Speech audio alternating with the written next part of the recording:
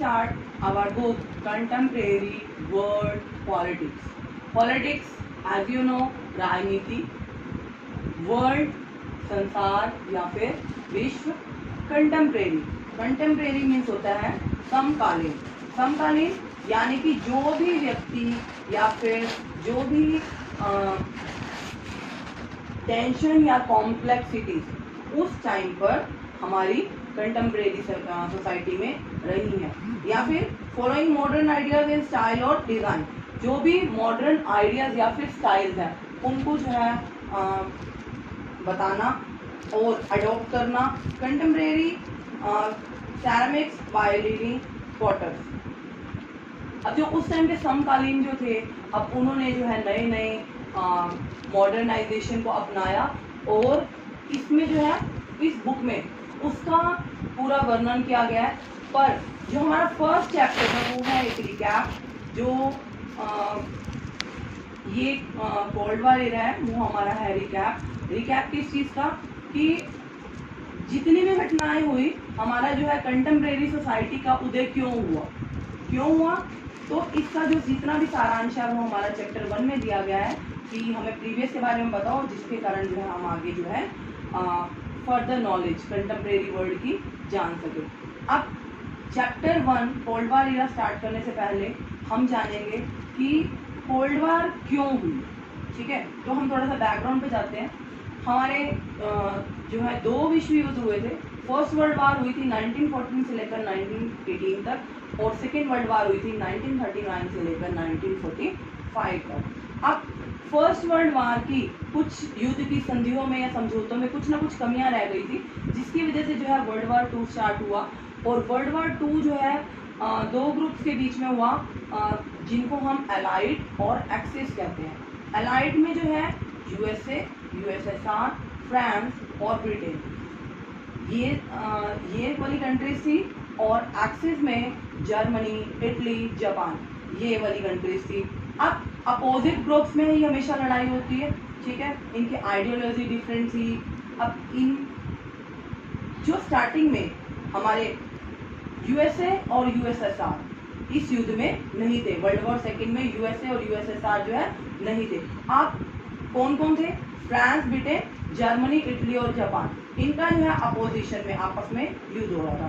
फिर जो है यूएसए की थोड़ी सी प्रॉब्लम होगी, तो यूएसए जो है अब इस वाले ग्रुप में जब उसकी जर्मनी के साथ प्रॉब्लम हुई तो वो जो है इस ग्रुप में आ गया, सेम विद द यूएसएसआर।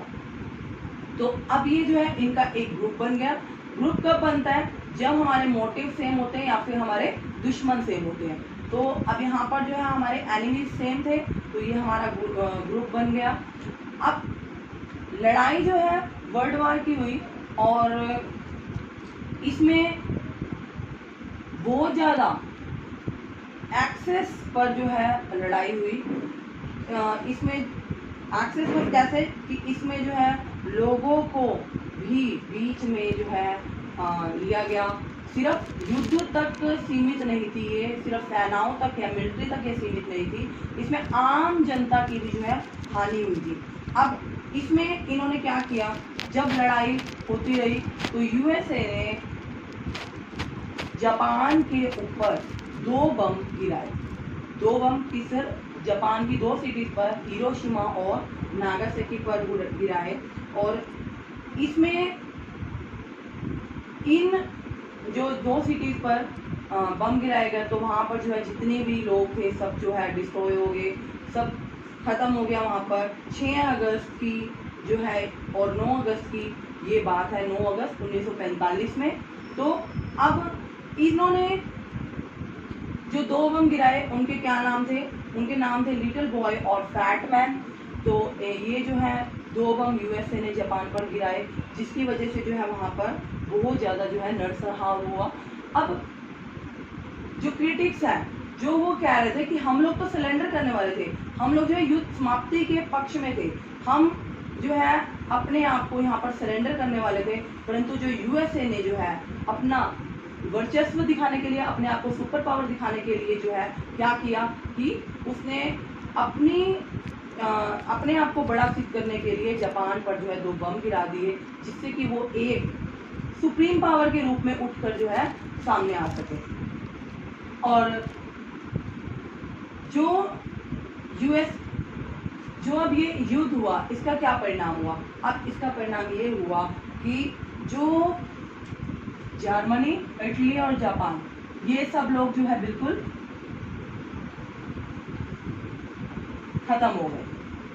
ठीक है, एक्सिस पावर जो है उसका ओरिजिन जो है वो कम टू एंड हो गया। और इधर से जो है ये फ्रांस और ब्रिटेन, ये भी पूरी तरह से खत्म हो गए, क्योंकि जितना भी पैसा था, जो भी इनके पास मिलिट्री सेना सब थी, वो सब इस युद्ध में खत्म हो गए।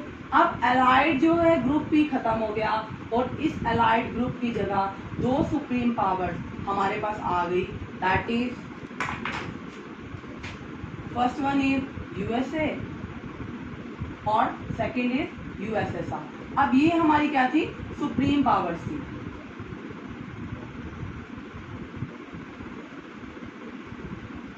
अब जो ये सुप्रीम पावर हमारे पास आई, यूएसए और यूएसएसआर। अब जो यूएसए था वो तो यूनाइटेड स्टेट ऑफ अमेरिका था। अब जो यूएसएसआर था, इसमें क्या था? इसमें थी रशिया प्लस 14 अदर कंट्रीज।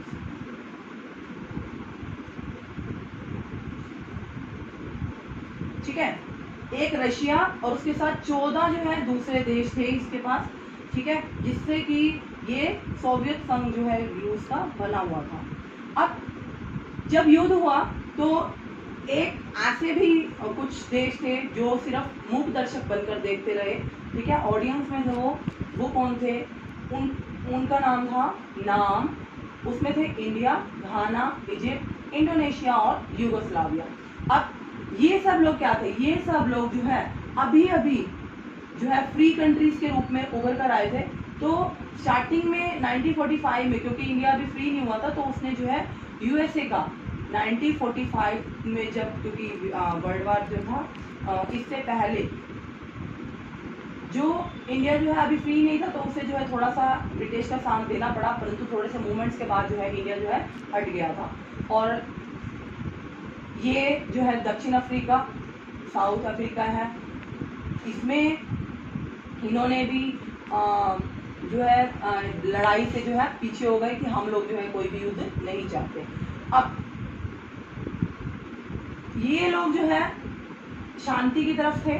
ठीक है, क्योंकि ये कौन सी कंट्रीज थी? अभी डेवलपिंग कंट्रीज थी। ये अपना जो है थोड़ा थोड़ा अपने आप को जो है विकासशील, यानी कि अपना विकास करने के ऊपर ध्यान दे रही थी। और जो यूएसए और यूएसएसआर है, अब ये दोनों जो है सुप्रीम पावर के रूप में उठकर आ गई। अब यूएसए और यूएसएसआर दो ऐसी कंट्रीज थी जो सुप्रीम पावर थी। अब इन्होंने क्या किया? इन्होंने अपने जो है जो रिसोर्सेज थे उनको बढ़ाना शुरू कर दिया। जो अपने जैसे न्यूक्लियर बम बनाने शुरू कर दिए, जितने भी अपने औद्योगिक क्रांतियाँ थी उनको बढ़ावा देना शुरू कर दिया, बड़े बड़े टावर बनाने शुरू कर दिए। अब आपस में ये दो जो कंट्रीज थी सामने नहीं आ रही थी, यूएसए और यूएसएसआर। ठीक है, अब ये दोनों सामने तो आ नहीं रही थी, तो इन दोनों के बीच में जो लड़ाई हुई, जो इन दोनों के बीच में लड़ाई स्टार्ट हुई, उसे ही कोल्ड वार ईरा का नाम दिया गया। और ये युद्ध जो है कोल्ड वार का मतलब क्या होता है? कोल्ड वार का मतलब होता है शीत युद्ध, यानी कि आमने सामने ना होना दो कंट्रीज का। अब ये दोनों कंट्री आमने सामने तो लड़ नहीं रही। ठीक है, अब ये क्या कर रहे हैं? छुपे तौर से वार कर रहे हैं। सिर्फ इन दोनों के बीच में ना तो कोई बात हो रही है और ना ही कुछ, पर ये ना तो युद्ध कर रहे हैं और ना ही कोई और चीज कर रहे हैं, बस सिर्फ अपने रिसोर्सेज को बढ़ा रहे हैं, अपने एरिया को बढ़ा रहे हैं। ठीक है, तो इसमें जो है कोल्ड वार स्टार्ट हुआ। अब कोल्ड वार जो है हमारा 1945 से लेकर और 1990 तक ये हमारा कोल्ड वार चला। 1945 से लेकर और 1990 तक। अब कोल्ड वार जो है वो होता क्या है? कोल्ड वार क्या होता है? जब कोई भी युद्ध जो है आमने सामने नहीं होता और वो शीत युद्ध का नाम उसे दिया जाता है। कि जिसमें ना मिलिट्री आपस में नहीं लड़ती, ठीक है। अब ये क्यों हुआ? कोल्ड वॉर जो है 1991 में जो है एंड हो गया इसका कोल्ड वॉर का। तो इसमें क्यों एंड हुआ? क्योंकि जर्मनी जो है वो रियोन्ड हो गया था पूरी तरह, जर्मनी खत्म हो चुका था। सोवियत रिपब्लिक जो है वो, अब देखो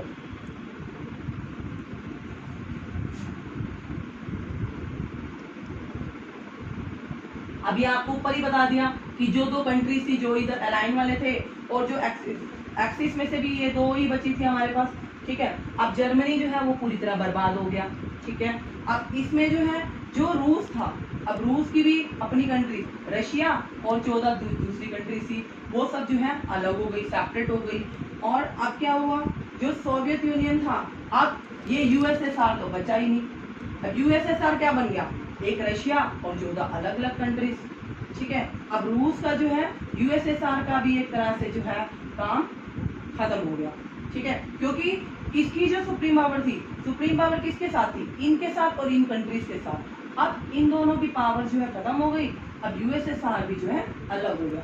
अब बची ओनली वन पावर, यूएसए। अब ये एक सुप्रीम पावर थी, ठीक है, जो कि अब ओरिजिन में आई। और दूसरी कंट्री जो रशिया में थी, रशिया जो है सबसे बड़ा था। अब इन दोनों ने आगे स्टार्ट किया कि कैसे हम अपने अपने अलायंस बढ़ाएंगे, कैसे कैसे हम अपना जो है काम करेंगे। अब इन्होंने जो है छुपे तौर से एक दूसरे के ऊपर वार करना स्टार्ट कर दिया, ठीक है। We will continue in tomorrow lecture. Okay, thank you so much.